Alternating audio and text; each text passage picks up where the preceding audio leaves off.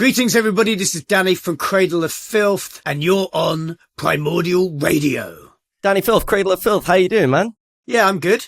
We're a couple of weeks out of the release of the new album, The Screaming of the Valkyries. I was just going back watching some of the singles and everything like that. I thought we'd start with To Live Deliciously as a good place to start talking about the album. A bit of what you might call a NSFW video. By the world standards, maybe not by Cradle's. When it comes to videos like that, like, are you the creative lead on them? Like, how does it all come together? Because the production on them is just off the scale. Well, yeah, I deal with everything. I'm in constant contact with the producer. The producer for this was Vicente Cordero. We've used him a few times, based in LA.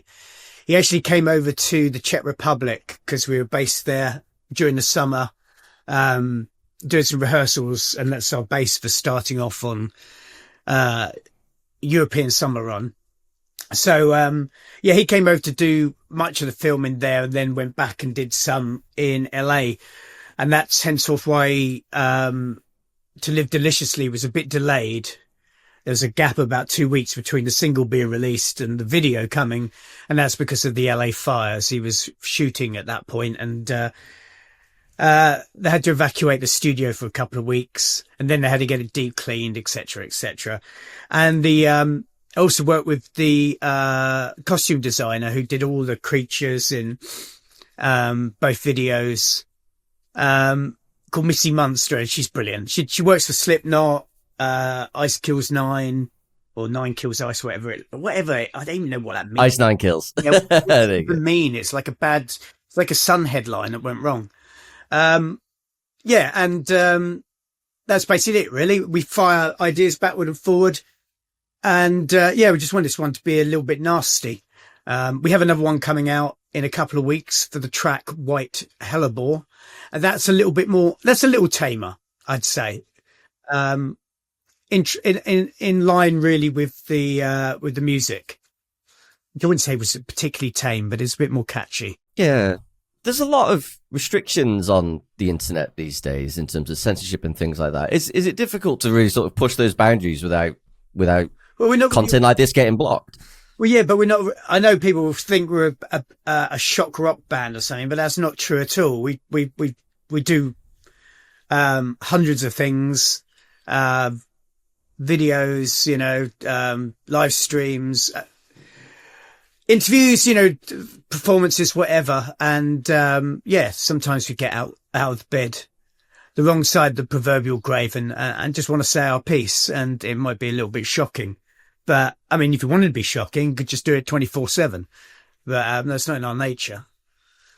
No. Yeah. I do find it a little bit more difficult nowadays. But then we don't really we don't care. We literally do not care anyway. I kind of wonder, like, if you were to drop that T-shirt today, like, how the response would be in the in the social media world that we live in, the reaction to that. Well, I mean, the reaction to it originally was pretty off the scale. I mean, it still continues to be a thorny point for many people, and that's with no publicity at all, just other than people wearing it, it being shown in exhibitions like the one in New Zealand where the woman, and it was in like an 18 only, part of the museum, the forbidden zone. And, she went in and she didn't want anybody to see it. So she sprayed the whole thing with green, spray paint in order that people wouldn't have access to see it. At which point, she actually generated way more interest in it because it became national news and then global news. And then obviously everybody got to hear about it. Things like that, where you hear stories like that, is that kind of like fuel to the fire for you in terms of what might inspire you for an album or a song, and wanting to not shock people for the sake of it, but ultimately, put art out there that grabs people's attention in the way that you want to? Yeah, I wouldn't say it was inspirational for lyricism or anything like that. I'd just say it's a good good outcome. Sorry. Yeah, I get that. On the track itself, To Live Deliciously, musically, to me, I had a bit more of an old school death metal kind of vibe to it. I was thinking, Carcass in particular, for some reason, like when I first heard it, I thought, oh yeah, it kind of sounds a little in that kind of vein. What are you listening to right now?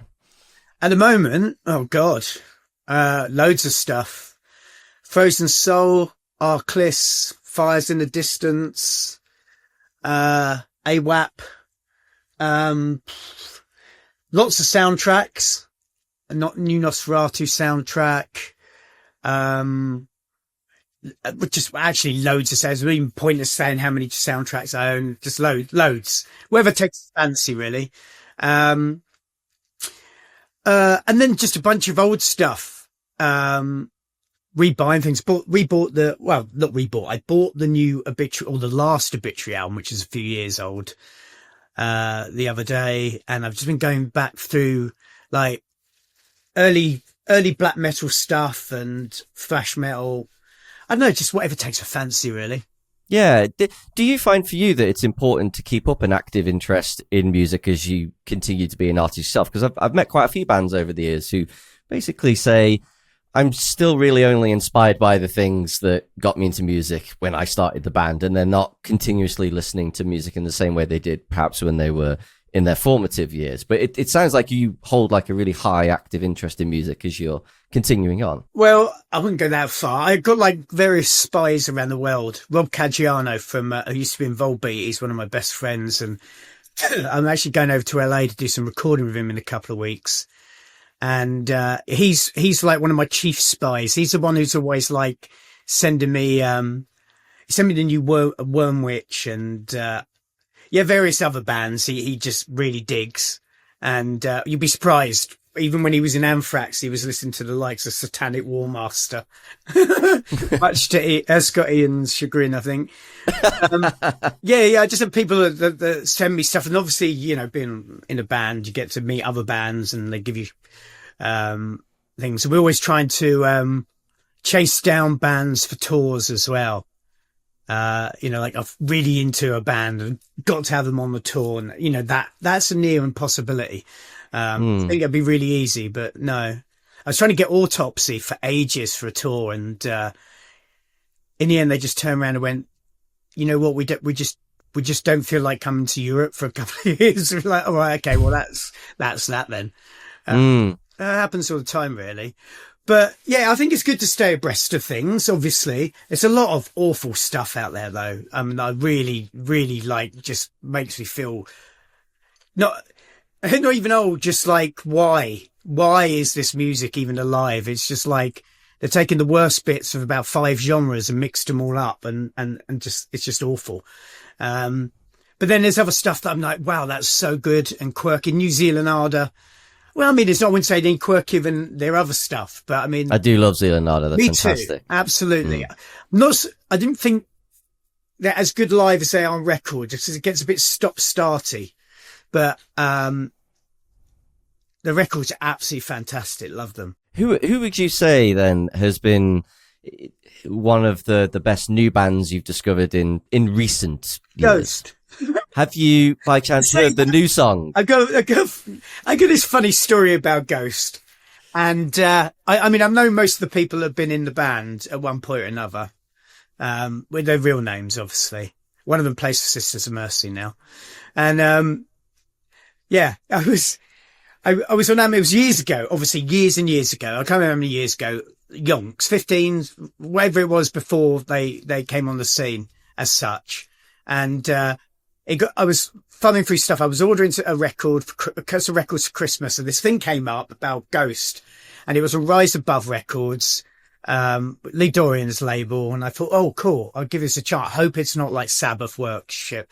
And I listened to a couple of tracks. Thought, oh my God, this is more like King Diamond. I love it. Love the artwork. Ordered it. Forgot about it. Went on tour. Came back, I think, in March. So good 3.5 months later. Found it at the bottom of pile of bills and put it on, loved it, rang some friends up, said, oh my God, you got to check this band out. And they were like, are you mad? Have you not seen the front cover of Krang or Metal Hammer or anything? Have you not put the TV on? And they were like all over the place all of a sudden, and I just hadn't noticed at all. I thought it was my own, you know, I felt like You thought you were the first. done a bit of investigative journalism and found this great hot new band. Well, at least I had the right taste anyway. And no, I Yes. hadn't heard I heard a snippet of it, and I'm not on any major digital platforms, so I won't pursue it. I'm sure I'll hear it plenty. You know. I went to their the big concert they did in LA. Oh yeah, yeah. I went to the second night of that, the one they were filming for the video. Right here, right now, which was cool. Amazing free buffet. I mean, that's always appreciated. Yeah, absolutely. Bands don't always get the best choice of riders. I'm sure you've experienced that over the years. You said that you're not on like any major platforms, but saying that, I do love the way in which you embrace social media via Instagram. Like your Instagram at times is so wholesome. Like it's just you putting out obviously Cradle stuff, but there's lots of moments which is you putting out parts of your personal life, and it's just it's really, really wholesome. Did that come natural to you? Because social isn't always a fun game to play. Kind of. I've never really been into like Facebook. I struggled with. I just got annoyed with people on it, so I just it's all fizzled out. And then somebody introduced me to Instagram, and I was like, okay, cool. I can use this as it's like a two-way mirror, really, because one, you can show people what's going on in your life, whether they're interested or not, and use it as a platform, obviously, for the band, the most important thing. But at the same time, you can use it as a record, like a diary. Like, I often flick through and go, what was I doing on that day this year, last year? Yeah, it's more like a visual diary than anything. And if you consider it like that and not as a tool to pucker your lips, and every picture you look like a, pouting walrus. The duck face, yes. Yeah, yes, exactly. And, trying to wear skimpy clothes to get more likes, then it's pretty good. Everybody keeps like trying to push me into TikTok. Say, oh my God, TikTok's the new thing. It'll do so well for your band. I'm like, no, I don't give, I really do not give a about TikTok. It may be, but I could then spend the rest of my life doing loads of different things to further the band. But there's a time where you should draw the line and say, you know what, I actually need to have a bit of a personal life. I can't be doing this 24/7. Well, this is the problem that so many bands, the trap they're falling into, you're just becoming content machines, aren't you? Where it's like, exactly. You got to do this, you got to do that. And you need to have it didn't personal really, life. It didn't impede anybody in the early days when I remember living in a village and if we were doing an interview back then, I'd be in a phone box and there'd be like a cluster of, yes, I think that's the real terminology for it, a slow cluster of old women outside waiting to use it. And I'd have to lean out and apologize. Sorry, I'm on the phone to America. I've still got another 30 minutes. Perhaps you want to use the one that's a mile away. And it was really like that. And it didn't impede anything there. In fact, the mystery of tape trading, meaning like you might as well have had, Hagrid's owl for it, because, you'd send tape off and you'd probably wait 4 to 5 weeks before you got one back.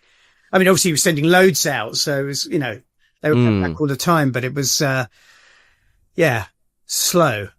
Do you think that mystery part that you mentioned is one of the underpins of success, say, behind the likes of Ghost and Sleep Token now? Oh, absolutely. Yeah. And with Sleep Token, I strongly believe that band was, I think the record industry was like, Ghost, oh my God, they couldn't believe how quickly Ghost rose to ascension. And all the ingredients that make up Ghost were so original for metal. I think they were desperately looking for another band with that occult touch to it. So get some people in masks with a symbol on and hey presto, there you go. I mean, I don't dislike them. I actually think some of their songs are good. But I just think it's more an industry thing. And I'm always skeptical of industry driven bands. After Slipknot, how many bands were pushed? After Cold Chamber, how many bands came out that sounded like them? It's the same. I mean, don't get me wrong. It's what happens. You open an e-cigarette shop, there'll be another 2 next to it next day. It's just the way of the world. Yeah. I just find sometimes a little contrived. I can see that point of view. I grew up in the new metal days where everything was new metal, even the things that were clearly not musically new metal in any way, shape, or form were just stuck in that umbrella. Because it was a marketing tactic. Back to the album, I was wondering, how much fun was it to put together Malignant Perfection around Halloween time? Because again, video was amazing. It was just such a perfect moment for that time of year. Well, we actually badgered the record company because we were, as you know, you can't get, it's like waiting for a plane to take off from the airport. You have to get your slot, and it's months in advance. And our album took about a year to record because we were constantly on tour. So we were only in the studio to do this, off on tour, back guitars, off on tour. So we had to slot into a schedule that was, did I say schedule and schedule? Well, that's confusing, isn't it? Especially. Which one's the British and which one's the American? I don't know. I don't know. It bleeds into each other now. I feel like a turncoat. If I've got the wrong one.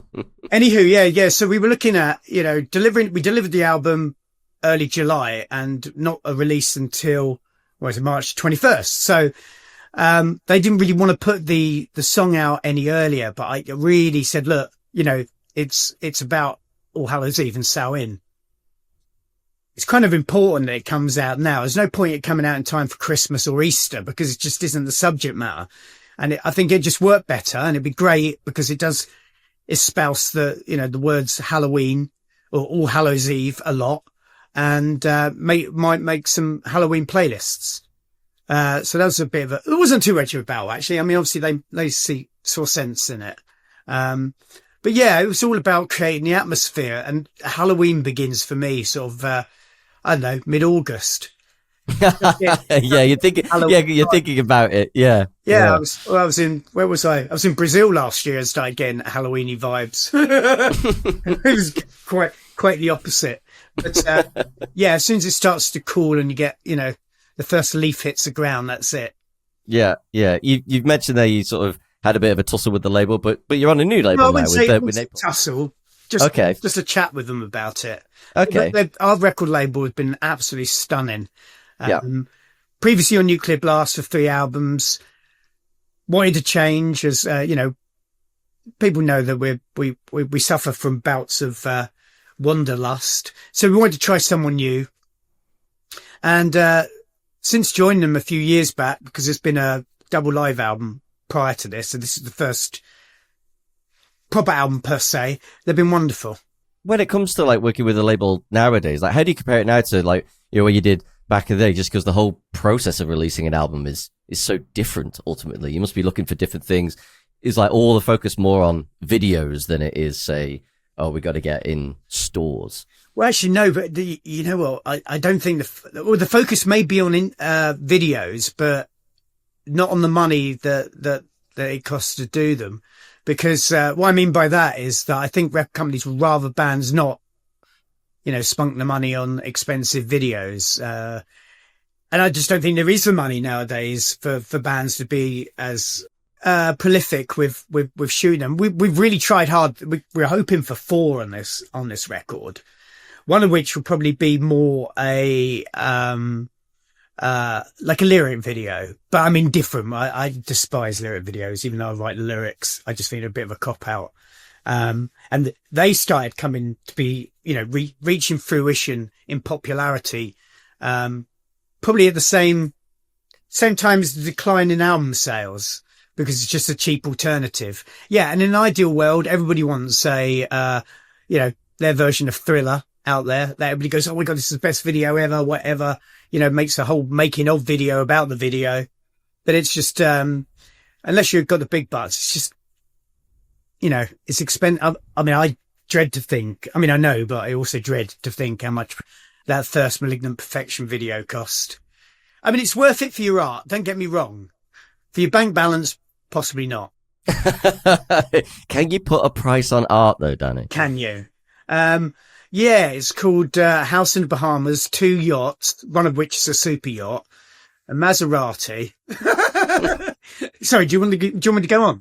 The things that we'd all like. Another track that I'm really loving on the albums is the Trinity of Shadows. I love my old school thrash, Testament being one of my favorite bands from the thrash era, and the opening to this track had a real thrash vibe to me. So tell me about this track. Yeah, the Trinity of Shadows. Okay, well, that's primarily about about Dracula's brides or vampiric brides. Three being a very magical number, and you see it throughout art and history. In characters like the Fates, the Three Witches, the Trinity itself. This is pretty endless. But when the song was introduced to us, when we started the first kind of dabbling with ideas, we usually have a Dropbox folder stuff full of, and we have one now for the next record. It's actually filling up very quickly with really good stuff. But every now and then someone writes a whole track, and Daniel Filth, our bass player, generally is the person that does that. He also wrote Ex Sanguine Draculae, which is the other vampiric song on the record. And both songs, when I heard them in their embryonic stages, I know exactly what this is about. It gave me the same atmospheric vibes as when 96 to 98. Just, I don't know, I was reminiscing and it just felt like that. And the song just had that. And it's always good when a song suggests the lyrics. So yeah, basically it just has the thrashy moments in it. I mean, the album has all kinds of things. You mentioned death metal before. Although we don't really think about it like that. Everybody asks questions in interviews about, why do you incorporate this? Why do you incorporate that? And it's not like a checklist, of styles. Oh, this is in at the moment. We better get a bit of deathcore in there. It's, you just write a song and if it's good, it's good. I mean, subgenres and genres are really only in place for people who visit record stores, and they're getting few and far between. Well, now it's Spotify playlists essentially, isn't it? Well, one thing though that I thought was interesting in the press release of the album is that the album is described as a bloody dark love letter to the long-time legion of Cradle of Filth fans, or the faithful. So were you writing this with fans in mind? Well, of course you always have fans in mind when you write a record. I mean, a tenure with, Dutch techno probably wouldn't go down well with our fans. So we write for ourselves primarily, and they have one eye on the fans at the same time for that very reason. But yeah, it's mainly for ourselves. We have to be happy with the music. If the artist isn't happy with the stuff, is so see-through and shallow and contrived. So, obviously, we want to please the fans. And I think there is a nod back to earlier days of Cradle of Filth. And I don't think self-plagiarism is a bad thing, especially if you've got a strong identity. If you invent a scene or invent a sound, then I don't think there's any harm in revisiting it. I don't think it's a lack of ideas. I think it's just bringing things round full circle. And the album is very modern sound. The production's amazing. There's a lot of new ideas on there. We employed a lot of new techniques in the studio. We used the same producer for about 7 albums now. Scott Atkins, various right? stages of, he started off working under Andy Sneap and then got his own studio. And everybody would think that it was the same procedure every time. It's absolutely not. We're very ardent in our quest to do things differently and make each album stand out by itself. Monolithic. I mean, it's monolithic for us because it's such a big deal. It's from the inception of writing a record through to delivering it to the record company. It's got to be 2 years, 3 years. And henceforth why, you try and be as proud of it as possible.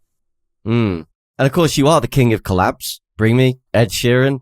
Who's next? Well, we haven't released the Ed Sheeran yet. I know you're probably sick of talking about it, even though it's not out yet, right? That's the thing. We've now moved into a period where we've got a blast radius around our album because obviously you don't want to overshadow that. And he's about to make some moves. So there's a blast radius around what he's doing. It's going to come out. It's a timeless song. It does exactly what it says on the tin. It's Ed Sheeran and it's Cradle of Filth. It's got a blast beat.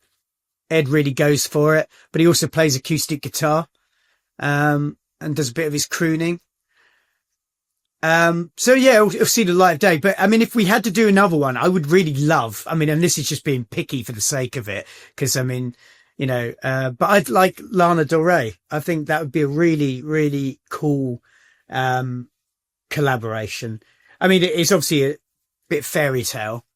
And people say, why are you picking all these weird people? It's because I like the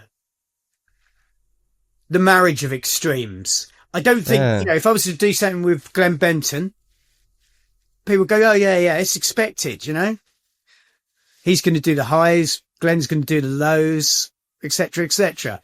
There's talk of doing something with, Corpse Grinder. George has always wanted to do something called the highs and lows of metal with me. I might venture into it at some point, but it's, you know, it's kind of predicted.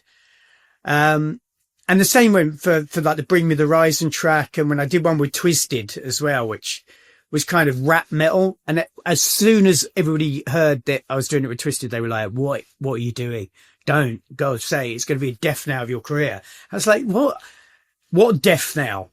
Sod it, I'm going to do it. And it was great. Everybody loved the song. It was a lot heavier than they thought it was going to be. But yeah, I love the juxtaposition of just things that don't work. Square peg, round hole, etc. I like that. I'm trying to imagine Lana Del Rey within a Cradle song there. I'm just like, yeah, I could. Would it be that? Would it be a Lana Del Rey like in a Cradle song, or sort of, or a bit more of a meeting in the middle? Well, with the Ed song, it was a total meeting in the middle. Absolutely. I mean, it's like we got two new people in the band, and everybody, when I say new, it was 3 years ago, which is 21 years in musicians, you know, touring musicians years. And, they're saying, well, you two new people, did they contribute to the record? And it's like, well, they're not here for a pretty face. You know what I mean? There's 6 of us, and that's what's expected of them, to contribute to the record. So if we were doing a collab with someone, that's what it means. We're doing a collaboration, not ego. This is what it's about. Sing your 2 penneth worth and we'll give you the money. There is a lot of those collabs around at the moment. So yes, I quite like that you view it as a full collaboration. Dani, sadly, I've got to let you go. Time is up. Feel like this could have gone on for much longer, but thank you for being generous with your time today. Going to wish you all the best for the new album, The Screaming of the Valkyries. That is coming out on March 21st via Napalm Records. Very quickly, a bit of a quick fire question. I like to ask this to every band. What's the biggest challenge you've had to overcome in order to be where you are today? Oh, not wanting a proper job. COVID was well, I can't say that really, because everybody in every walk of life had a challenge with COVID, unless you were a COVID officer, and then you were like, hooray, all my Christmases have come at once. Yeah. Also, when you get used to it as well, you kind of have to absorb a lot of crap, like literally a crap magnet, with people dissing you for selling out or not selling out. You can't please anybody in this world, and or you can't please everybody. I think it's a better analogy. So whatever you do is going to be wrong somewhere. So you just have to, I think that's a painful kind of lesson that you learn over maybe 20 years, that you can't please everybody. You just stick to your guns. And, yeah, I think maybe overall that was the hardest. Developing the thick skin. Developing the thick skin, because everything else really comes naturally. If, albums aren't the easiest things to write. No, but it is within your remit as a heavy metal musician. Absolutely. Dani, thank you so much for your time today. My pleasure, man. Thank you. Primordial Radio.